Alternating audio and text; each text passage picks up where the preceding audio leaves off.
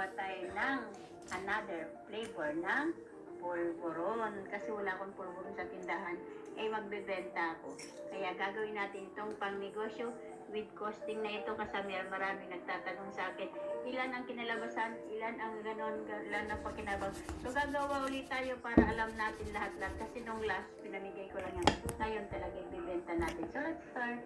Ito mga kumari ang ating ingredients sa ating gagawin na Graham pulburon. Sampak na Graham pulburon, titingnan natin kung lahat natin magagamit mamaya. And then 1/2 kilo all-purpose flour, kahit na anong harina pwede nyong gamitin, basta as long as harina. And then isang butter cup, and then 150 grams na powdered milk. Pwede kang gumamit ng kahit anong gatas na powder. Gagamitin tayo ng brown sugar. Pwede kayong gumamit ng brown, pwede kayong gumamit ng puti. Wala akong puti, kaya brown na lang. So let's start mga mamsi, magluluto na tayo ng ating pulburon.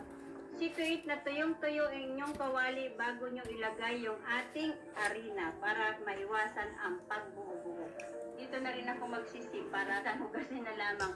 Etong 1/2 kilo na harina is equivalent to 4 cups. Tinakal ko muna ito bago ko ito kinilo, yung mga walang kiluhan. 1/2 kilo ito equivalent to 4 cups. Hinahin niyo yung apoy, dito ko na siya isisip. Kung gusto niya naman, pwede niyo isip muna. Sisip ko ito kasi para walang buo-buo, may iwasan natin yung buo-buo. Sabay halo. Katamaran. Ano lang yun? Para iwas hugasin.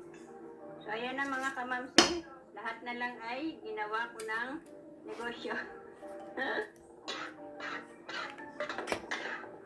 Okay lang yan na palakasin nyo yung apoy as long as hindi nyo titigilan ng paghahalo. Kapag palalakasin nyo yung apoy, kailangan halo kayo na